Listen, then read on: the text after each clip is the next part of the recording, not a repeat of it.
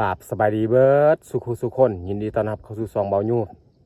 สำหรับวันนี้คอยกระไดขึ้นไปเกี่ยวข้าวไห้เนาะตอนนี้คอยกะอยู่เทียงไห้แล้วโอเคแต่ทุกคนสามารถติดตามวิธีการเกี่ยวข้าวของเฮาในวันนี้และเฮามาเกี่ยววันนี้ก็เป็นวันสุดท้ายนี่ยังอยู่เทิงฮะเฮาสิเกี่ยวให้มันแล้วเลยภายในวันนี้เฮาเกี่ยวแล้วในวันนี้จะแมนข้าวเจ้าเนาะข้าวเหนียวนี่แล้วแต่ด้นแล้วเฮาจะเกี่ยวให้มันเบิดเลยเฮามาเกี่ยวข้าวให้มือสุดท้ายพ่อกับแม่ก็ได้มาเกี่ยวน้ำเพราะว่ายานบ่แล้วมืออื่นมือหื้อนี่ยานฝนตกบ่ได้เกี่ยวอีกก็เลยฝ้าวเก็บเกี่ยวให้มันเบิดก่อน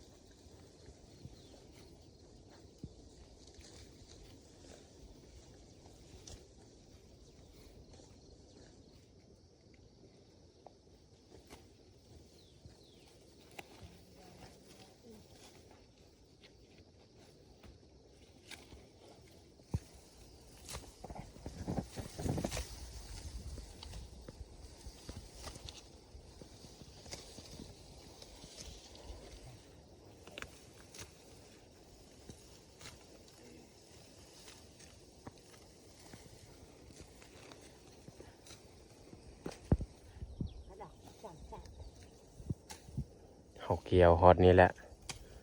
กายฮันแมนสิปะให้พ่อแม่ในเกี่ยวต่อส่วนเฮาแมน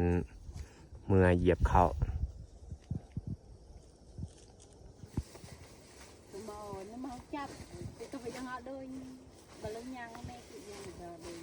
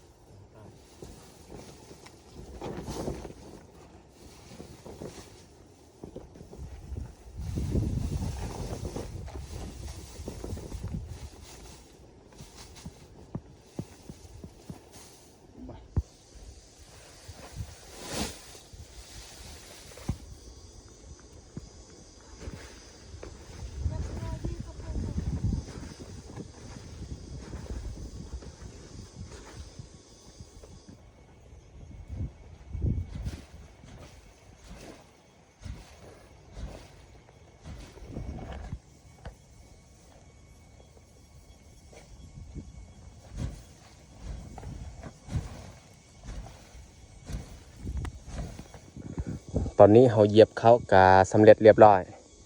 เนี่ยแต่เขาจะพักเที่ยงเมื่อกินข้าวกินน้ำก่อนและตอนแรงจึงคอยมาพัดสำหรับอาหารนี่แมนน้องแยกเป็นคนเฮ็ดไม่แต่เขาจะมาพักเลยในการนายหนุกกินดอกกูเยอะๆหนุกผับสโลเยอะๆกินดอกปกติของกินกาสุกเรียบร้อยเขานั่งพักผ่อนกินส้มจึงคอยกินข้าวกูนี่เหนียวอ๋อคุณนะเดี๋ยวเสียได้เลยแจ้งสำหรับอาหารตอนเที่ยงก็เบิดแต่เท่านี้แหละแกงมันต้นใส่ซีนอันนี้ก็คือของกินตอนเช้าเขาถือมาแต่บ้านง่ายน้องโอ้ตอนนี้พวกเขาแกมานั่งร่วมพาอยู่นอกเทียงกินกลางแจงเลย แต่ว่าฝนตกเนี่ยก็เปียกแน่นอนแต่ว่าเฮาเบิ่งวันนี้น่าจะบ่ตกมีแดดส่องมาเลยนั่งกินอยู่นี่สมบรรยากาศแล้วก็ลมพัดพร้อมเอามาทุกคนมากินข้าวเที่ยงน้ำกันเอามา พี่น้องมากินข้าวเที่ยงน้ำกัน เดี๋ยวเข้าวันสุดท้ายเดี๋ยวมานั่งกินอยู่นอกกับพ่อแม่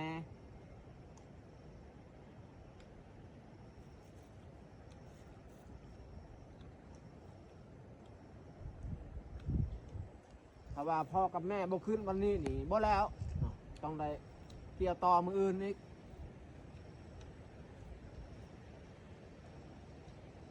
มื้อนี้ก็เต็มที่เขาเหยียบเขาตั้งแต่เช้าพ่อแม่เนี่ยเกี่ยวเลยจนฮอด11 โมง 12 โมง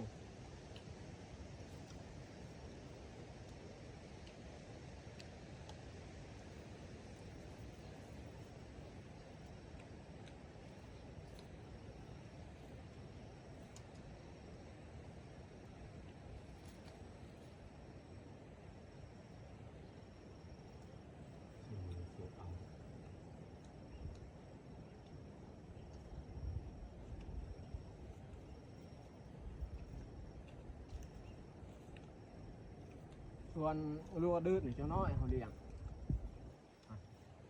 แลนไปแลนมา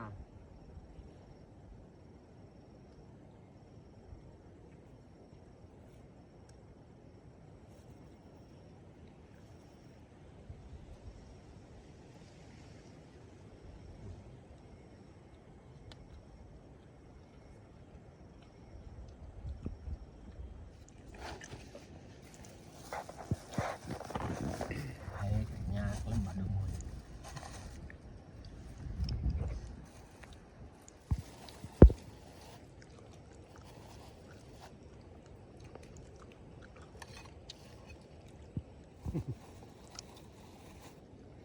มืออย่าดังเน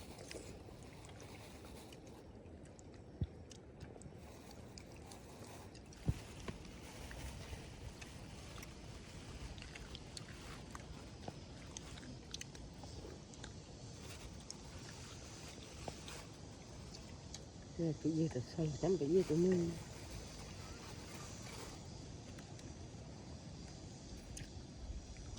ลงสอดกูดับ เป็นบ้านเนี่ยบ้านเราเนี่ยก็เลยจะอาบเลยสองเขาถูกมันหมุนกับตัวไหน หลังจากเขากินข้าวแล้วเขานั่งพักผ่อนก่อน ตึงจุดดองกับตัวไหน แล้วจึงคอยไปพัดข้าวส่วนพ่อกับแม่นี่แม่นไปหูดข้าวที่เขาปะไว้ยังบ่ทันได้เกี่ยวเพราะว่า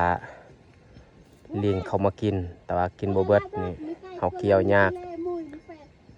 ก็เลยไปหูดจักหน่อย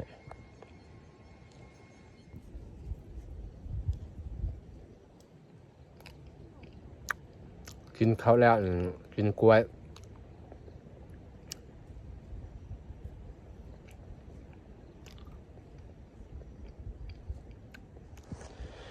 หลังจากเขาพักผ่อนแล้วเขาก็ได้ขึ้นมาพัดเขาพัดเขาแม่น3 คนพ่อกับแม่นี่ไปหูดเขาที่เลี้ยงกินแล้วแต่ว่ากินบ่เบิดส่วนน้องแยกนี่เมื่อยามแห้วเราบ่ได้อยู่ให้แล้ว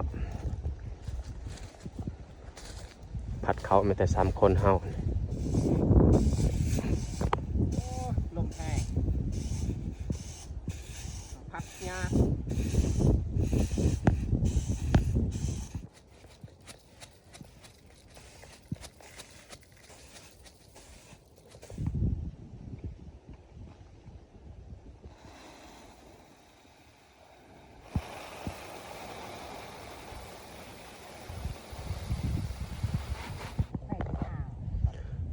ตอนนี้เราพัดเข้ากาเรียบร้อย